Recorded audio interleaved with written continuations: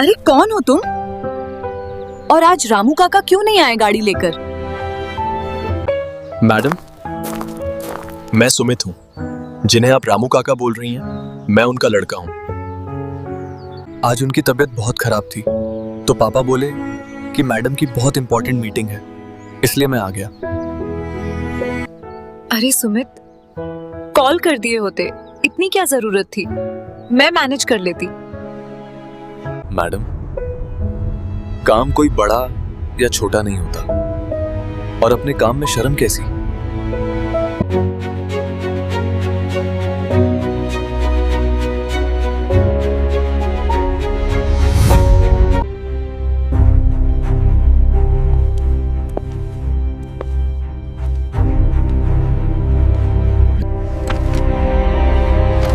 सुमित, तुम यहाँ कैसे? ये कहानी है समर्पण, संघर्ष और नियति के उस महाचक्र की, जो इंसान की अडिग मेहनत और बेमिसाल ईमानदारी से पूरी तरह पलट जाता है। शहर की उन शोर शराबे वाली गलियों के बीच, जहां गगनचुंबी इमारतें आसमान से बातें करती थीं, एक पुराने गैराज के पीछे बना एक छोटा सा, घुटन भरा और सीलन से महकता कमरा रामू काका का पूरा ब्रह्मांड था। आज से करीब 25 साल पहले की धुंधली यादों में झांकें तो रामू काका पहली बार अपनी जर्जर साइकिल और आंखों में अपने मासूम बेटे सुमित के लिए हिमालय जैसे ऊंचे सपने लेकर खन्ना साहब की ड्योढ़ी पर दस्तक देने आए थे। खन्ना साहब उस समय शहर के सबसे प्रतिष्ठित और रसूखदार व्यापारिक घराने के मालिक थे, लेकिन रामू काका के लिए वे केवल एक नियोक्ता नहीं, बल्कि एक साक्षात देवता के समान थे, जिन्होंने उन्हें अपनी सबसे प्रिय और चमचमाती सफेद फिएट कार का सारथी नियुक्त किया था। रामू काका ने कभी भी अपनी इस नौकरी को केवल पेट पालने का जरिया या मामूली मजदूरी नहीं समझा। उनके लिए वह सफेद फिएट किसी मंदिर के पवित्र रथ से कम नहीं थी, जिसे छूने मात्र से उनका दिन धन्य हो जाता था। वे हर सुबह सूरज की पहली किरण के धरती पर उतरने से बहुत पहले उठ जाते थे और उस कार को गंगाजल जैसे साफ पानी और मलमल के मुलायम कपड़े से घंटों ऐसे चमकाते थे, जैसे किसी पवित्र मूर्ति का अभिषेक कर रहे हों। उन शुरुआती दिनों का संघर्ष इतना गहरा, हृदय विदारक और रूह को कंपा देने वाला था कि कई बार रामू काका दोपहर की भीषण भूख को सिर्फ 2 घूंट पानी पीकर और गमछे को पेट पर कसकर दबा लेते थे, ताकि उन चंद रुपयों को बचाकर सुमित के लिए स्कूल की नई किताबें, चमड़े के जूते और पेंसिल खरीदी जा सके। खन्ना साहब अक्सर गैराज में टहलते हुए उनकी इस अपार निष्ठा और मूक सच्चाई को देखते तो भावुक हो जाते और उनके कंधे पर अपना भारी हाथ रखकर भारी आवाज में कहते थे, रामू, याद रखना कि तुम इस आलीशान घर के सिर्फ एक ड्राइवर नहीं हो, बल्कि तुम मेरे दाहिने हाथ और इस परिवार की गरिमा के सबसे विश्वसनीय रक्षक हो। वक्त का पहिया अपनी निर्बाध और निष्ठुर गति से निरंतर घूमता रहा, और रामू काका की उस खाकी वर्दी का रंग भले ही चिलचिलाती धूप, पसीने की गंध और धूल से थोड़ा फीका पड़ गया था, पर उनकी अटूट वफादारी का रंग दिन प्रतिदिन और भी गहरा और गाढ़ा होता जा रहा था। इसी दौरान खन्ना साहब के आंगन में उनकी नन्ही बेटी सौम्या की पहली किलकारी गूंजी, जो रामू काका के लिए अपनी सगी संतान से भी बढ़कर अनमोल थी। रामू काका ही वह सौभाग्यशाली व्यक्ति थे जिन्होंने सौम्या को उसकी पहली मुस्कान के साथ अस्पताल के सफेद गलियारों से घर की दहलीज तक अपनी सुरक्षित और कांपती हुई गोद में थाम कर लाया था। सौम्या जैसे जैसे बड़ी हुई, उसके लिए रामू काका का वह चौड़ा और मजबूत कंधा दुनिया का सबसे ऊंचा पहाड़ और सबसे अभेद्य सुरक्षा कवच बन गया था। वह अपनी हर छोटी बड़ी जिद, चाहे वह स्कूल से लौटते समय रास्ते में रंगीन गुब्बारे खरीदना हो या अपनी सख्त मां से छिपकर कोई शरारत करना, केवल रामू काका के सामने ही रखती थी। लेकिन फिर नियति ने अचानक एक ऐसा क्रूर और भयानक मोड़ लिया जिसकी कल्पना किसी ने सपने में भी नहीं की थी। एक तूफानी और मूसलाधार बारिश वाली काली रात को खन्ना साहब का अचानक दिल का दौरा पड़ने से देहांत हो गया। उनके प्राण पखेरु उड़ते ही जैसे पूरे खन्ना साम्राज्य पर एक काला ग्रहण लग गया और उनके व्यावसायिक साझेदारों ने गिद्धों की तरह उनकी बेशकीमती संपत्ति और जमीनों पर अपनी खूनी नजरें गड़ा दीं। उस घोर अंधकार और असहनीय मुश्किल घड़ी में, जहां बड़े बड़े रईस रिश्तेदारों और तथाकथित मित्रों ने खन्ना परिवार से रातों रात अपना पल्ला झाड़ लिया, वहां रामू काका एक अभेद्य हिमालयी चट्टान की तरह सौम्या और उसकी विधवा मां के साथ खड़े रहे। उन्होंने अपनी बरसों की वह खून पसीने की जमा पूंजी, जो उन्होंने सुमित को डॉक्टर या इंजीनियर बनाने के लिए एक एक रुपया जोड़कर रखी थी, चुपचाप और बिना किसी शोर के मालकिन के कांपते हाथों में रख दी, ताकि घर का चूल्हा जलता रहे और सौम्या की महंगी स्कूल की पढ़ाई में एक दिन का भी विराम न आए। रामू काका का बेटा सुमित बचपन से ही अपने पिता की इस खामोश और महान तपस्या, उनके हर रोज होने वाले छोटे बड़े अपमानों और उनकी आंखों के छिपे हुए आंसुओं को बहुत करीब से और बड़ी गहराई से महसूस करता आ रहा था। उसे आज भी वह दृश्य धुंधला सा याद था कि कैसे कड़कड़ाती बर्फीली ठंड की रातों में, जब पूरी दुनिया गर्म रजाई में सोती थी, उसके पिता गैराज की बर्फीली और तेल से सनी जमीन पर लेटे हुए गाड़ी के इंजन की मरम्मत करते थे, ताकि अगली सुबह मालकिन को ऑफिस जाने में कोई व्यवधान न आए। सुमित ने तभी अपने बाल मन की गहराइयों में यह फौलादी प्रतिज्ञा कर ली थी कि वह अपने पिता के इस निस्वार्थ बलिदान को कभी भी व्यर्थ नहीं जाने देगा, और एक दिन समाज के उन रईसों के सामने अपने पिता की इस फटी हुई बनियान और पुरानी खाकी वर्दी का मान सम्मान पूरी दुनिया के 7वें आसमान पर स्थापित करेगा। सुमित पढ़ाई में असाधारण रूप से मेधावी और विलक्षण प्रतिभा का धनी था, और रामू काका ने भी अपनी हर निजी जरूरत और ख्वाहिश का गला घोंटते हुए उसे शहर के सबसे महंगे और प्रतिष्ठित इंटरनेशनल कॉलेज में भेजा। सुमित अक्सर रात के गहरे सन्नाटे में टेबल लैंप की मध्यम पीली रोशनी में घंटों जागकर पढ़ाई करता, और जब रामू काका थके हारे काम से लौटते तो वह उनके सूजे हुए और फटे हुए पैर दबाते हुए धीमी आवाज में कहता, बापू, आप बस कुछ साल और अपनी हिम्मत को टूटने मत दीजिए। एक दिन मैं आपको इस धूल भरी ड्राइवर की सीट से उतारकर सम्मान की उस ऊंचाई पर बिठाऊंगा जहां से गरीबी का साया भी कभी नजर नहीं आएगा। धीरे धीरे समय बीतता गया और सौम्या अब एवरेस्ट ग्लोबल नामक अपनी पुश्तैनी कंपनी की एमडी बन चुकी थी, जिसकी बागडोर उसने बहुत ही नाजुक और आर्थिक रूप से टूटे हुए मोड़ पर संभाली थी। उस पर अपनी मां की बीमारी और कंपनी के करोड़ों के कर्ज का भारी बोझ था। रामू काका अब पूरी तरह वृद्ध हो चुके थे। उनकी आंखों पर अब बहुत मोटा चश्मा चढ़ गया था और उनके हाथों में अब लगातार कंपन रहने लगी थी, लेकिन वफादारी का वह पुराना जज्बा आज भी उनकी धमनियों में शुद्ध खून बनकर दौड़ रहा था। वे आज भी सौम्या के लिए गाड़ी का भारी दरवाजा उसी पुराने अदब, शिष्टाचार और तत्परता से खोलते थे, जैसे बरसों पहले उसके पिता के लिए खोला करते थे। एक ऐतिहासिक और भाग्य बदलने वाली सुबह, जब सौम्या को एक बहुत बड़े अंतर्राष्ट्रीय टेंडर की मीटिंग के लिए निकलना था, जिस पर उसकी पूरी कंपनी का अस्तित्व और उसका घर तक टिका था, अचानक रामू काका की तबीयत गंभीर रूप से बिगड़ गई। उन्हें हड्डियों को कपा देने वाला तेज बुखार था और वे बिस्तर से हिलने की स्थिति में भी नहीं थे। फिर भी वे कांपते हाथों से अपनी पुरानी वर्दी के टूटे हुए बटन लगाने की नाकाम कोशिश कर रहे थे। सुमित ने जब अपने पिता की यह कर्तव्य निष्ठा और उनकी आंखों में छिपी तड़प देखी, तो उसका हृदय करुणा और एक विराट संकल्प से भर गया। उसने तुरंत अपनी साफ सफेद कमीज पहनी, अपने पिता को सहारा देकर बिस्तर पर लिटाया और एक बहुत ही गंभीर स्वर में कहा, बापू, आज आपकी बरसों की खामोश तपस्या का फल मिलने का समय आ गया है। आप आज पूरी तरह विश्राम कीजिए। आपकी जगह आज आपकी ड्यूटी आपका यह बेटा पूरी गरिमा के साथ निभाएगा, और विश्वास रखिए कि मैं खन्ना साहब की कार पर कोई आंच नहीं आने दूंगा। सुमित जब पहली बार उस चमचमाती सफेद कार को लेकर सौम्या के आलीशान बंगले के बरामदे में पहुंचा, तो सौम्या उसे पहली नजर में पहचान ही नहीं पाई, क्योंकि उसने सुमित को वर्षों से नहीं देखा था और वह अब पूरी तरह एक तेजस्वी और प्रभावशाली युवक में ढल चुका था। सुमित का व्यक्तित्व किसी बड़े शाही घराने के राजकुमार जैसा लग रहा था। ऊंचा और गठीला कद, चौड़े कंधे, बेहद साफ रंग और चेहरे पर एक ऐसा गजब का आत्मविश्वास जो केवल गहरे आत्मज्ञान और भीषण संघर्ष की भट्टी में तपकर ही प्राप्त होता है। सौम्या ने बड़े विस्मय और थोड़ी झुंझलाहट के साथ उसे पूछा, तुम कौन हो और रामू काका कहाँ हैं? क्या उन्हें पता नहीं कि आज मेरी जिंदगी की सबसे बड़ी और महत्वपूर्ण बिजनेस मीटिंग है, जिस पर मेरा सब कुछ दांव पर लगा है? सुमित ने बहुत ही शालीनता, विनम्रता और सम्मान के साथ अपना सिर थोड़ा झुकाकर जवाब दिया, मैम, मैं रामू काका का बेटा सुमित हूं। पिताजी की तबीयत अचानक बहुत नासाज हो गई है। वे खड़े होने में भी असमर्थ हैं, इसलिए आज उनकी जगह मैं आपको आपकी मंजिल तक सुरक्षित पहुंचाने का सौभाग्य प्राप्त करने आया हूं। सौम्या को सुमित की उस भारी, स्थिर और मर्दाना आवाज में एक ऐसा ठहराव और आकर्षण महसूस हुआ जो उसे किसी साधारण ड्राइवर का बेटा मानने की अनुमति नहीं दे रहा था। उसने सुमित को ऊपर से नीचे तक निहारा और उसके मन में एक अजीब सी हलचल और धड़कन तेज हुई। उसे लगा जैसे इस युवक के शांत चेहरे के पीछे कोई बहुत बड़ा और रहस्यमयी तूफान छिपा है, जिसे वह अभी तक पहचान नहीं पाई है।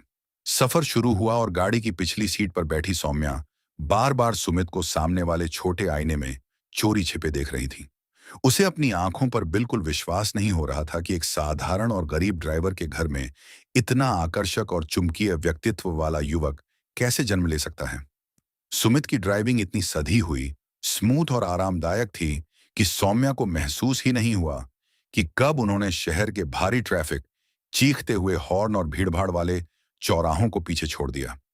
रास्ते में एक जगह सड़क पर निर्माण कार्य और दुर्घटना के कारण भीषण जाम लगा था, जहां गाड़ियां मीलों तक रुकी हुई थीं। सौम्या को घबराहट होने लगी कि वह मीटिंग में देर से पहुंचेगी और सब खत्म हो जाएगा। तभी सुमित ने बिना किसी झुंझलाहट के बहुत ही चतुराई और ठंडे दिमाग से पतली गलियों के बीच से रास्ता निकालते हुए गाड़ी को हाईवे पर पहुंचा दिया। सौम्या ने जिज्ञासावश और सुमित की काबिलियत से प्रभावित होकर बातचीत शुरू की। सुमित, तुम्हारी पढ़ाई कहाँ तक हुई है और तुम आजकल क्या कर रहे हो? मुझे लगा था कि तुम शायद शहर से बाहर कहीं छोटी मोटी नौकरी कर रहे होंगे। सुमित ने एक बहुत ही रहस्यमयी, सौम्य और गहरी मुस्कुराहट के साथ जवाब दिया। मैम, बस अपनी उच्च शिक्षा पूरी की है और अब एक छोटा सा निजी स्टार्टअप शुरू करने के संघर्ष में हूं। लेकिन मेरे लिए आज अपने पिता का मान रखना और उनका अधूरा फर्ज निभाना दुनिया के किसी भी बड़े बिजनेस प्रोजेक्ट या लाभ से कहीं अधिक महत्वपूर्ण और पवित्र है। सौम्या को सुमित की बातों में एक ऐसी दार्शनिकता, वैचारिक स्पष्टता और गहराई महसूस हुई जिसने उसके मन को भीतर तक झकझोर दिया। उसने अचानक गौर किया कि सुमित के गले में एक बहुत ही सूक्ष्म लेकिन बेहद कीमती प्लेटिनम और हीरे की एक छोटी सी चेन है, जो उसके व्यक्तित्व में एक अलग ही रसूख पैदा कर रही थी। सौम्या ने अनजाने में ही अपनी कंपनी के गिरते हुए आर्थिक ग्राफ, कर्जदारों के फोन और आज के इस अंतरराष्ट्रीय टेंडर के भारी दबाव के बारे में बात करना शुरू कर दिया, जैसे वह किसी बहुत पुराने भरोसेमंद दोस्त से अपना बोझ साझा कर रही हो। सुमित ने उसकी हर बात को बहुत ध्यान से और गंभीरता से सुना और फिर उसे कुछ ऐसी तार्किक, आधुनिक और क्रांतिकारी बिजनेस रणनीतियां सुझाईं कि सौम्या के होश उड़ गए। सुमित ने उसे समझाया कि कैसे उसे आंकड़ों के सूखे खेल के बजाय अपनी कंपनी की पुरानी विरासत, पिता की ईमानदारी और बाजार की विश्वसनीयता पर जोर देना चाहिए। सौम्या ने मन ही मन गहराई से सोचा कि यह लड़का तो किसी हार्वर्ड ग्रेजुएट या वर्ल्ड क्लास बिजनेस कंसल्टेंट जैसा बोल रहा है। इसके पास इतना बारीक ज्ञान और अनुभव भला कहां से आया? सौम्या ने भावुक होकर कहा, सुमित, तुम वाकई में एक विलक्षण प्रतिभा हो। तुम्हें हमारी कंपनी में एक बहुत बड़े पद पर ज्वाइन कर लेना चाहिए। तुम चाहो तो हमारी पूरी कंपनी की तकदीर बदल सकते हो। सुमित ने बस धीरे से अपनी नजरें झुकाईं और मुस्कुराते हुए कहा, वक्त आने पर सब देख लेंगे मैम।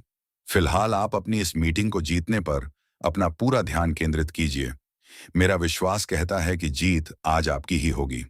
गाड़ी मेट्रो ग्लोबल के गगनचुंबी और बेहद आलीशान कॉरपोरेट मुख्यालय के सामने रुकी, जहां हर तरफ काली शीशे वाली गाड़ियां और सुरक्षा कर्मियों का कड़ा घेरा था। वहां शहर के नामी अरबपति और विदेशी प्रतिनिधि अपनी महंगी गाड़ियों से उतर रहे थे। सुमित ने फुर्ती से गाड़ी से उतरकर सौम्या के लिए दरवाजा खोला, पर इस बार सौम्या को उसे ड्राइवर कहना या उसे बाहर कड़कड़ाती धूप में इंतजार करने का आदेश देना अपनी आत्मा पर एक बोझ जैसा लग रहा था। उसने बहुत झिझकते हुए सुमित से कहा, सुमित, तुम यहीं नीचे पार्किंग में रहना। मुझे नहीं पता कि अंदर मीटिंग कितनी लंबी चलेगी, पर आज मुझे बहुत घबराहट हो रही है। ऐसा लग रहा है जैसे मैं हार जाऊंगी।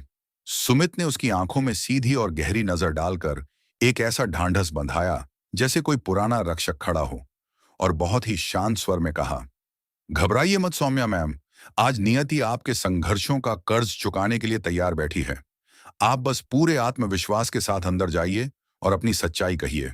सौम्या जब ऑफिस के भीतर पहुंची तो उसने देखा कि वहां का माहौल बहुत ही कड़ा, प्रतिस्पर्धी और डरावना था।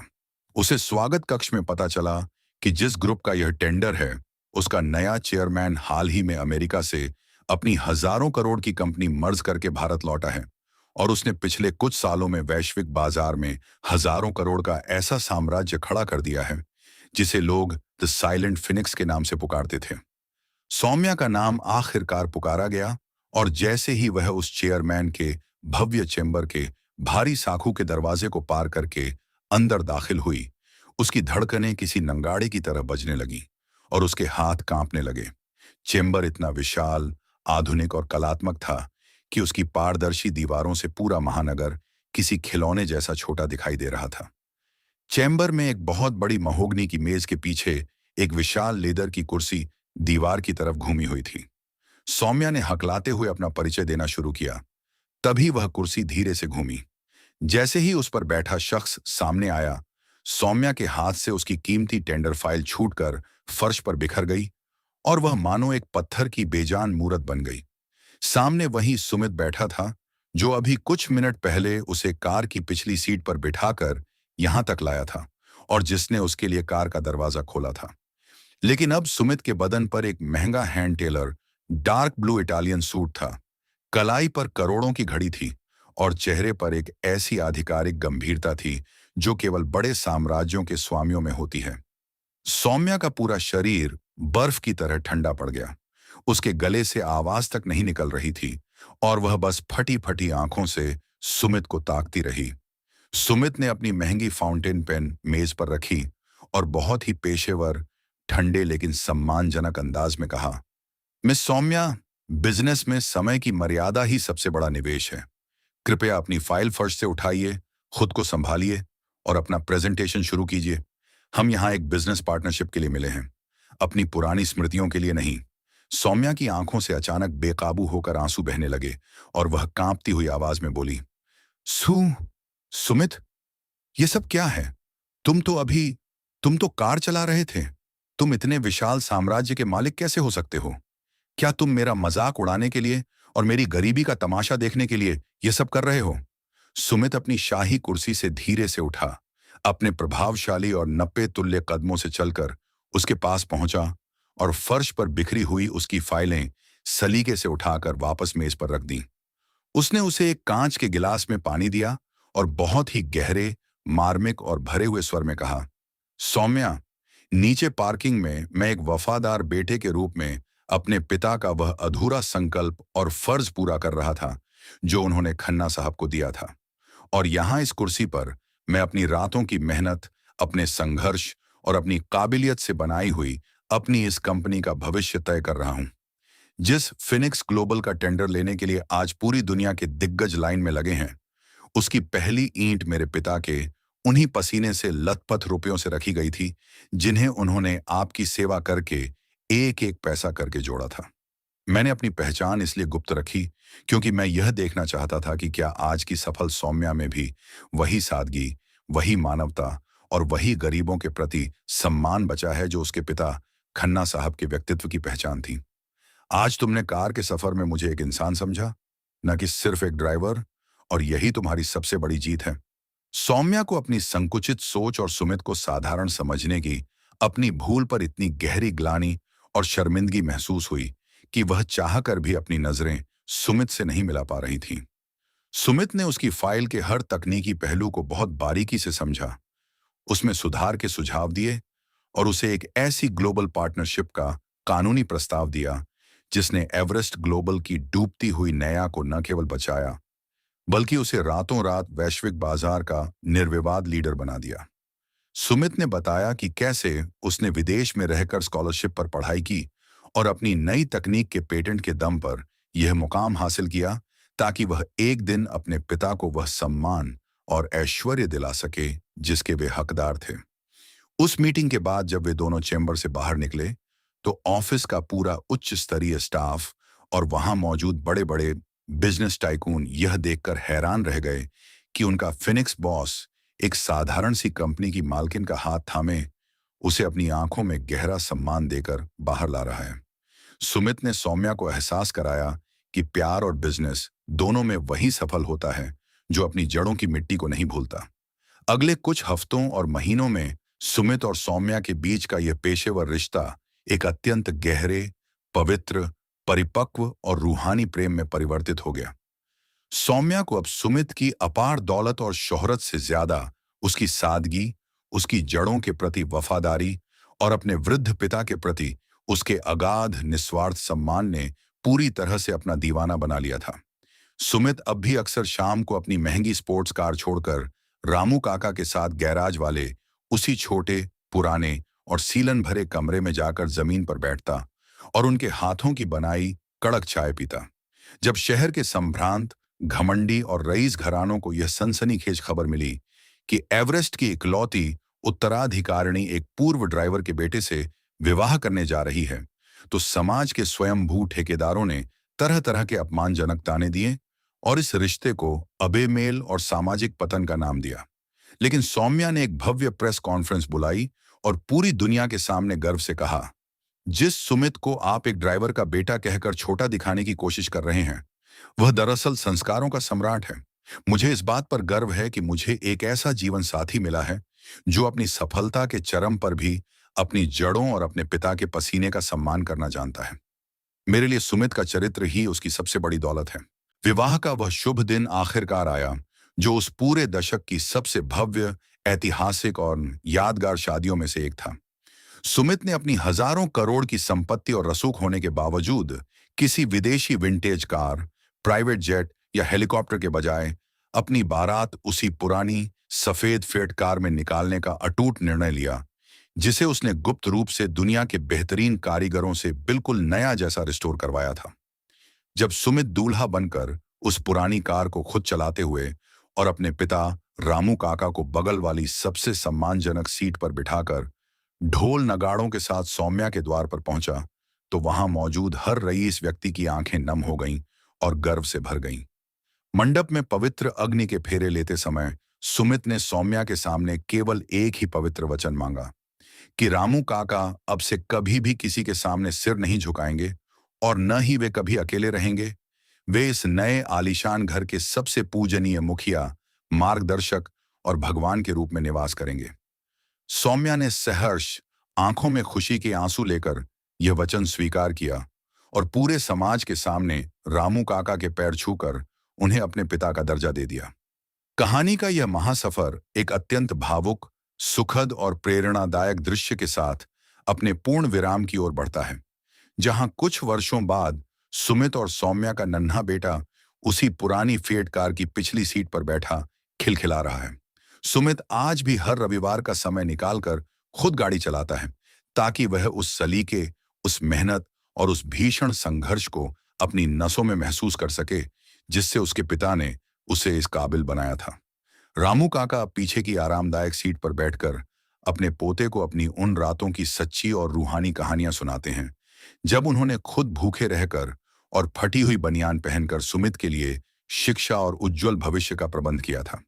यह कहानी हमें यह शाश्वत और सार्वभौमिक सीख देती है कि कर्म ही इस संसार की सबसे बड़ी पूजा है और किसी का पेशा, उसकी गरीबी या उसकी वर्दी उसे कभी छोटा नहीं बनाती, बल्कि उसके ऊंचे विचार, उसकी बेदाग ईमानदारी और उसकी फौलादी मेहनत ही उसे असल में महान और अमर बनाती है।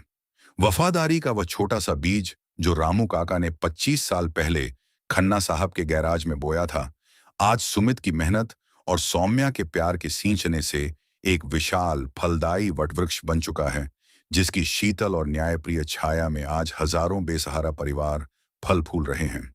अंततः सत्य यही है कि जो अपनी जड़ों को पूरी शिद्दत से सींचता है, वही दुनिया के नक्शे पर एक नया और गौरवशाली इतिहास रचता है।